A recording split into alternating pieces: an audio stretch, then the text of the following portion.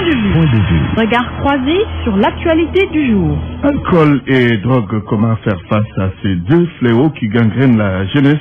Vous avez la parole.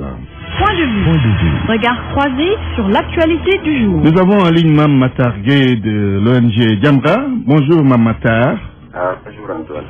Mme Matar, comment faire face à ces deux fléaux, en tout cas qui causent beaucoup de dégâts au sein de la jeunesse sénégalaise? Je veux parler de l'alcool et de la drogue. Oui, je crois que malheureusement, les jeunes sont tombés dans un piège infernal de la démocratisation des drogues, de l'accès aux drogues dites de luxe.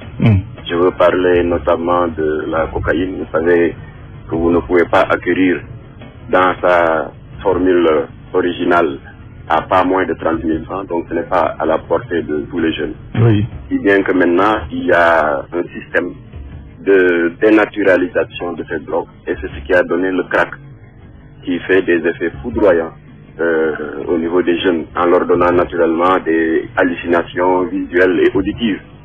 Il y a également l'arrivée de nouvelles drogues, telles que le khat qui vient du Yémen, qui est également très abordable. Donc beaucoup de jeunes qui n'avaient pas cette possibilité, les jeunes des quartiers populaires, sont donc tentés, soit par mimétisme, par curiosité, et bien de les essayer. Mais malheureusement, le résultat est là.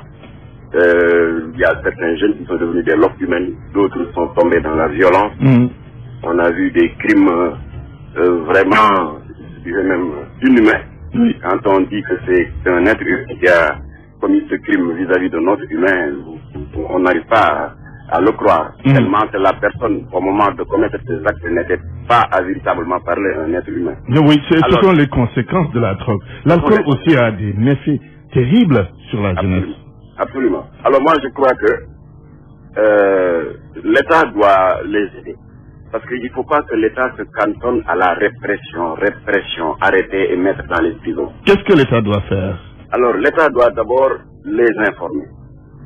Les informer que, d'abord, pour ceux qui veulent s'en sortir, qu'il existe, depuis le mois de décembre dernier, ça a été inauguré par le ministre de la Santé, Eva-Marie Colsec, au service de psychiatrie de FAN. Il existe un service de désintoxication à la charge de l'État, parce que ça a été financé par le Fonds mondial et l'ONUDC. Il s'agit du CEPIA, c'est le centre de prise en charge intégrée des addictions. Beaucoup de jeunes qui veulent s'en sortir, et nous en savons quelque chose parce que leurs parents nous appellent, ne savent pas que ce centre existe. L'État doit diffuser largement à travers les médias en destination des jeunes que si vous voulez vous en sortir, l'État vous prend en charge. Il y a un centre de désintoxication qui existe depuis 8 mois à l'hôpital FAN. Alors la deuxième carence de la part de l'État, c'est que l'État n'aide pas les structures de jeunes qui ont pris leur courage à deux mains pour aider d'autres jeunes à s'en sortir, à ne pas tomber dans le piège. Je vous parlais par exemple de cette cellule communautaire anti-drogue que des jeunes ont créée aux HLM. Parce que vous savez, HLM aussi bien que Grand Yoff font partie des zones rouges sur la liste de l'OMS. Donc s'il y a des jeunes qui prennent leur courage, alors que c'était normalement du ressort de l'État, pour aider et protéger des jeunes, mais l'État doit les aider. Alors ils ont fait un séminaire très important, à l'issue duquel un mémorandum a été élaboré et qui est destiné au Parlement et au Conseil économique et social, afin que l'on puisse intégrer dans le programme scolaire des cours de sensibilisation et de prévention sur les dangers de la drogue. Ils ont raison, parce que les jeunes doivent être informés en amont. Et il ne faut pas attendre que le mal soit déjà fait pour les arrêter, les frapper, les mettre en prison. Ça ne pas le problème. Il y a également les bars qui pullulent un peu partout, les clandos. Ça aussi, ça fragilise davantage la jeunesse et c'est l'État qui est responsable. Absolument. C'est une nébuleuse. Parce que au Sénégal... Le cas de Grand Yoff, par exemple. Absolument. À Grand Yoff, on ne compte pas moins de 400 bars. C'est énorme, ça. C'est pas normal. Parce qu'aujourd'hui, au Sénégal, si vous avez deux personnes qui ont l'intention de faire des démarches administratives, la première a un dossier pour ouvrir une école, la deuxième personne a un dossier pour ouvrir un bar, ces deux personnes déposent en même temps. Celui qui veut ouvrir un bar, il obtient le premier sa licence pour ouvrir le bar. avant celui qui veut ouvrir une école. Donc, il y a une sorte d'encouragement tacite à la délivrance complaisante des licences pour les débits de boissons alcoolisées. C'est pas normal pour un petit quartier comme Grand Yoff. On est 400 bars. Merci, Mamatar Gueye de l'ONG Jamra. Je rappelle que votre ONG lutte également contre la drogue. Nous avons en ligne le rappeur Thiat du mouvement Y en a marre. Bonjour Thiat. Bonjour. Comment faire face aux deux fléaux que sont l'alcool et la drogue qui gangrènent la jeunesse? Ouais, je pense que d'abord le premier défi à relever, c'est par rapport quand même à un problème d'éducation et d'information au niveau des familles d'abord. Il faudrait que les familles soient plus concernées, que les parents puissent parler beaucoup plus à leurs enfants. Les parents n'abandonnent plus les enfants, leur laisser à eux-mêmes. Et aussi, l'État doit prendre des mesures. Vous savez, si dans un pays, on en arrive à ce qu'on ait une drogue qui s'appelle, je pense, Jakarta, qui coûte 200 francs, que les jeunes utilisent et qu'on vend devant les administrations, les établissements scolaires, les lycées, les collèges, vous pouvez acheter votre Jakarta. Je pense que là, la question devient une question très sérieuse. Oui. Je pense que si les parents ont une responsabilité, l'État aussi a une responsabilité. Problème de santé publique, puisque vous parlez de Jakarta, en tout cas un type d'alcool très accessible. Ouais. C'est un danger pour la jeunesse. Mais c'est hallucinant, c'est une drogue, ça. C'est en train de tuer beaucoup de gens. Quand je vois par exemple à Kaolack et que des jeunes qui conduisent des vélotaxis Jakarta ont leur Jakarta en main, il n'y a aucune mesure qui a été prise pour sanctionner cet alcool ou sanctionner même l'utilisation ou les gens qui l'utilisent ou les gens qui le vendent. C'est hallucinant. Donc il faut prendre des mesures très sérieuses. On peut pas arrêter juste un gars parce qu'il a un joint. Il faut aller à la source. Moi, je pense qu'aujourd'hui, le Sénégal doit être à mesure de pouvoir parer à ces genres d'éventualités. C'est-à-dire qu'on ne peut plus permettre un vendeur de cigarettes, d'alcool à côté de l'établissement scolaire. Ça encourage les jeunes à y aller. Un jeune qui ne va pas à l'école, qui sort de son école, à côté il y a un vendeur d'alcool ou un vendeur de cigarettes. C'est des mesures très simples qu'il faut prendre dès maintenant pour éviter à ce que les jeunes s'adonnent à la drogue ou à l'alcool. Mais aussi, en amont, il y a un travail qui doit être fait par les parents. Quand vous avez des enfants, vous devez pouvoir les contrôler jusqu'à ce qu'ils puissent passer cette étape d'adolescence. L'éducation, oui. L'accompagnement. Le conseil. Oui. Vraiment, à partir de 13 ans jusqu'à 19 ans, c'est vraiment le moment où un enfant peut dévier ou être sur la ligne droite. Et c'est le moment où les parents doivent être à côté de leurs enfants. Et c'est le moment que les parents au Sénégal choisissent d'abandonner leurs enfants. Dû à la conjoncture, dû à beaucoup d'autres problèmes, mais ça ne m'explique pas ce laxisme parental au niveau de l'éducation des enfants.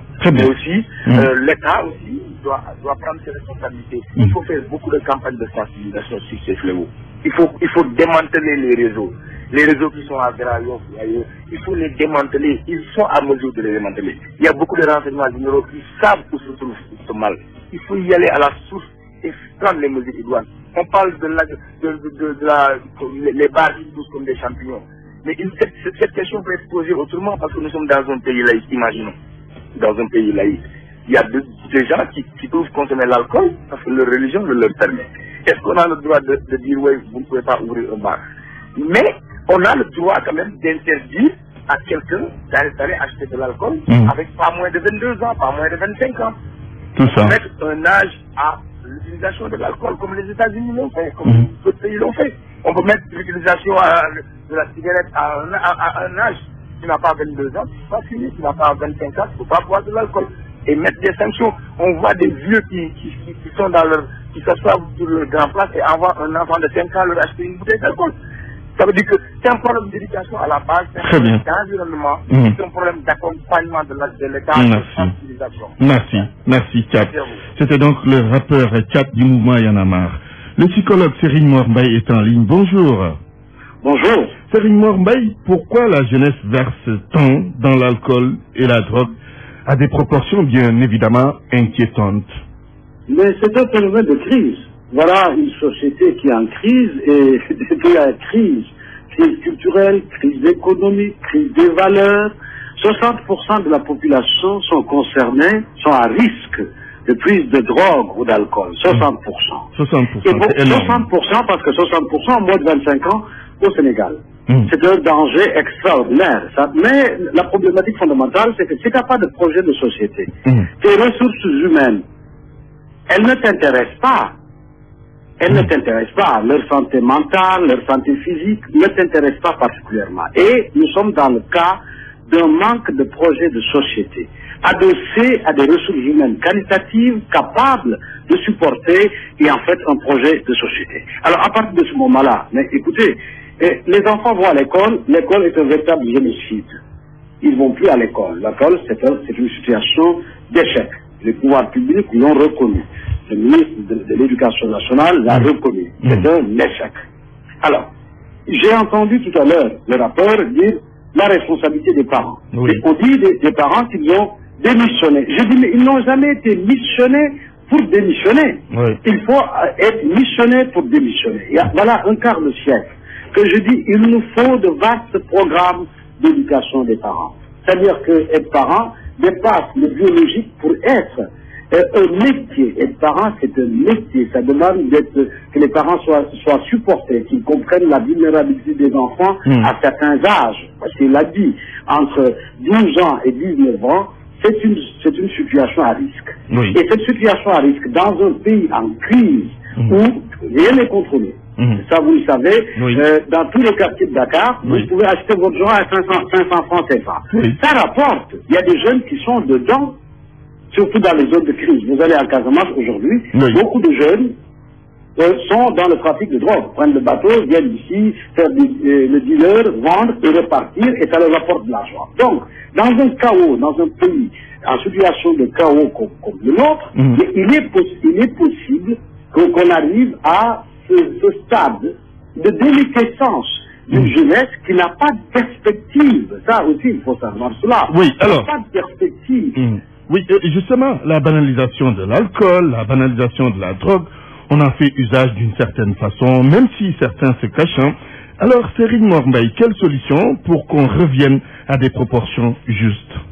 Mais d'abord, il faut avoir un projet de société. Qu'est-ce que faire de cette jeunesse-là?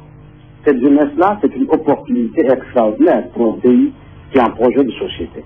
Mais c'est une bombe à retardement aussi, parce qu'au-delà de l'alcool, et de la prise de l'alcool et de la drogue, il y a tous les passages à l'acte que vous connaissez. Tous les jours, vous faites mention de violence sur ascendant. Ça veut dire qu'un jeune a pris de la drogue et a agressé ses parents. Ou des situations de viol.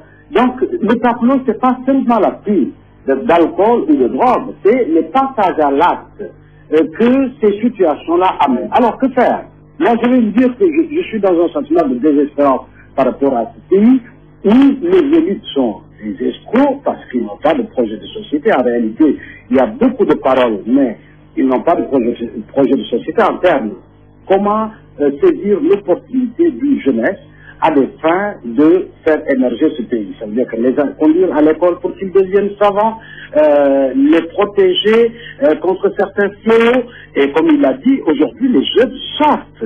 Il y a un processus de nautal des jeunes, c'est-à-dire que des jeunes errants qui ne vont pas à l'école, qui ne croient pas du tout, qui sont dans l'habillement, qui sont dans la danse, mais parce qu'il n'y a pas de modèle vers lesquels les jeunes peuvent regarder. Alors, que faire? Moi, je vous dis, ce qu'il faut faire, c'est inventer une autre société, inventer un autre pays. Mais on ne peut pas, dans ce stade-là, à ce stade-là, peut-être des campagnes de sensibilisation, des programmes d'éducation des parents, et lutter contre la drogue, ce qui est très, très, très difficile en ce moment, parce que la drogue est devenue communautaire. C'est-à-dire que c'est au sein des communautés elles-mêmes, dans les lieux d'habitation, à proximité des jeunes, à proximité, comme il a dit, des écoles, des lieux de vie, qu'on dispose, qu'on accède à la drogue. Alors, je pense qu'il faut développer des campagnes de sensibilisation, la répression venant, parce que la répression ne règle pas tous les problèmes, mais des campagnes de sensibilisation qui supposent que lorsque les jeunes sont dans un sentiment de désarroi, qu'il y ait des gens capables de les écouter pour les aider à dépasser ce sentiment de désespoir ou de déprime sans prendre de la drogue, parce que c'est ça la problématique. L'adolescence est une phase de la vie assez compliquée. Très bien. Alors, à ces phases-là, les jeunes se cherchent une identité, ils sont quelque peu paumés.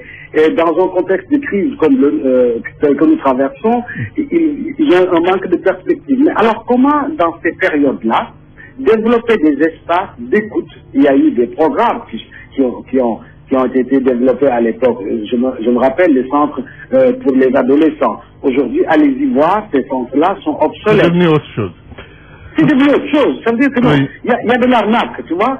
C'est un building, il y a de l'arnaque, c'est de l'escroquerie, mais ces centres ados que le FINIAP a financé à l'époque où j'ai travaillé moi-même du point de vue du concept, étaient des centres capables d'endiguer le phénomène de la drogue, c'est-à-dire et de passage à l'acte, parce que il y avait des équipes pluridisciplinaires qui étaient là, disponibles, pour accueillir les jeunes, le temps du loisir, pour les écouter, pour les aider à dépasser certaines situations. Alors, personne n'est à l'abri, hein. Ce qui est grave, c'est que les élites, ce qui nous gouvernent, sont carrément suicidaires, parce que même les pauvres enfants ne sont pas à l'abri. Merci, Serigne Mor Mbaye.